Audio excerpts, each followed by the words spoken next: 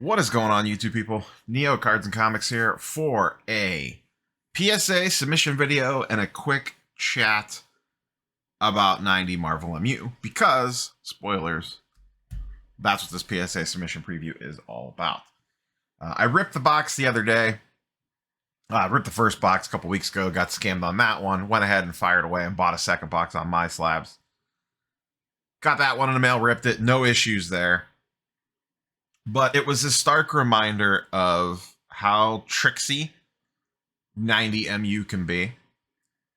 I really struggled to get 10 cards out of that box that I thought were worth sending at a $50 level. Now, there was some stuff that, in a PSA 10, it would do like 100 to 150.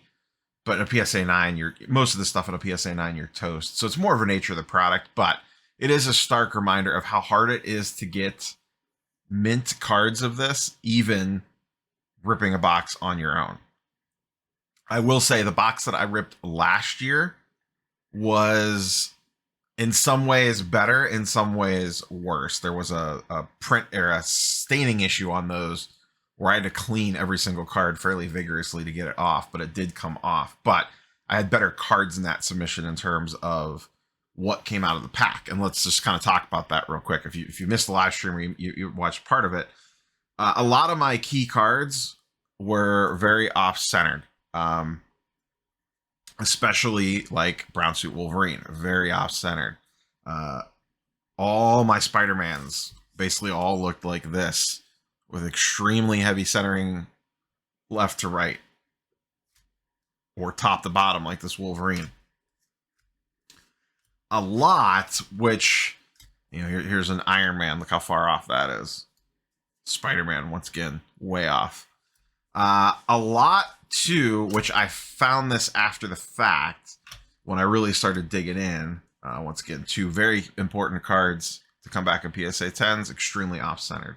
Another one, some more, and all my Stan Lees were off-centered as well. The thing that I did not catch as much because I wasn't looking for it while I was ripping the packs open was corners.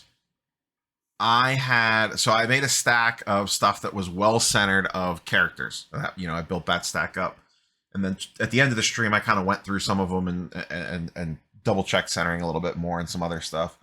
And I did most of it off camera the next day. And what I found was a lot of those cards had small corner issues. Just from, sitting in the box, sitting in the packs over the years. The box was in immaculate shape. It wasn't like it was beat up or anything, but them just sitting and bouncing around here and there, being thrown in a box, shipped, you know what I mean? That stuff wears on those cards after a while. And a lot of them had soft corners or bent corners or crease corners, usually all on the same side, depending on what stack they came out of in the box. So that really whittled my pile down a lot. So I found 10, and I still think I can actually do pretty okay on this. So these are the Magic 10 that ended up going, and once again, these are in the $50 PSA economy slots. So there's going to be one card that is very important to this submission, and I talked about it on the live stream. I'll talk about it again really quick today as we rip through these. But that could really make or break this entire thing just by itself. And some of this will vary. I'm going to get this stuff back in, the last economy order I got back in a little over a month.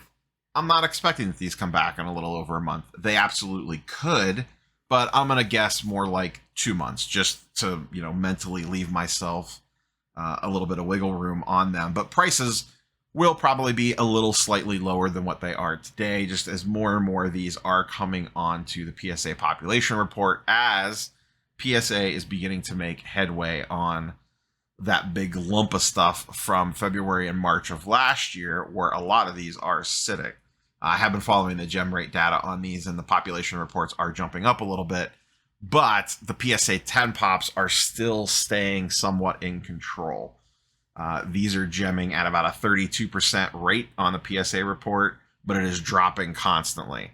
It started at a very high number and it's been coming down to the number of stuff submitted. So Let's roll through these really quickly. We got a Phoenix, just a base Phoenix, not a Dark Phoenix or anything crazy like that. This is Phoenix from Excalibur. Rachel Summers going in. We have an X-Men team. And most of these are going to be in about that $150 to $200 range in a PSA 10, give or take. Some might be a little bit lower, some might be a little bit higher, and once again, be a variance depending on when they come back. We got a Doctor Doom. We got a little Nightcrawler action. A little Black Cat. Captain America versus Wolverine. Moon Knight.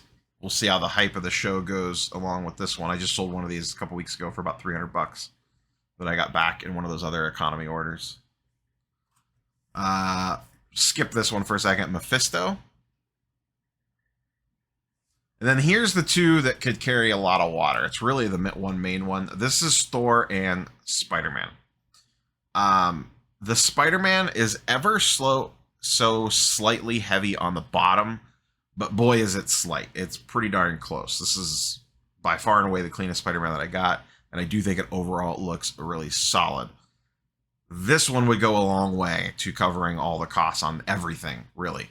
The last comp on this is around $1,500, so let's say I even only get $1,000 for it when it comes back. Maybe it's still sitting at $1,500. Who knows? The gem rate on these is really low. The PSA 10 pop report on these is really low, even with as many that have been submitted.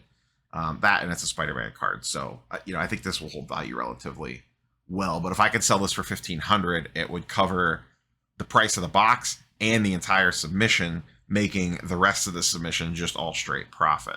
And then Thor is another one that does quite well. This goes for, I think, like $600 or $700. Do not hold me to that, but it goes in the high hundreds for a price. So if these two PSA 10 alone, everything else in the submission could get a 9, and it would be more than fine.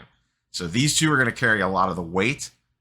If these two happen to 9, then we have these as backups to potentially grind out. If these 8, say I get extremely lucky and all 10 come back PSA 10s, and I could get, let's say, net out a little over $100 a card, that would at least cover most of my box cost and get a little bit of, start knocking away at the PSA fees. A couple of these might get $200, some might get $150, maybe some get $125 by the time it's all said and done. Don't know, but those are the risks that we take in this game. And I just mixed my stack up. Darn it. I think that was there. There we go. Sorry, you got to keep it in order for the PSA paperwork. I'll have to double check that before I send them in. But that's the 10 card submission order. And like I said, I had a hell of a time on that box trying to find 10 clean centered cards. A lot had centering issues, which I expect. And then a lot had small corner dings, issues, whatever, which also I expect some of that. The real key here is that this pile here all being duds for one reason or the other. Like, these are all, this entire stack, basically every character that you really want to hit on, maybe not so much the Ghost Rider, but like all these Spider-Man, the brown suit Wolverine, the Black Panther, the Venoms, Cosmic Spider-Man, a bunch of Thors, a bunch of Captain Americas. These are the things that you need at least a couple of. If just like 3 of these cards were in really good shape, it would have made this an entirely different scenario. But that's the risk of rip and wax. That's what happens sometimes. But we'll see how we do. PSA reveal video in a month or two. That's all I got for you guys and girls. Talk to you on the next one. Peace.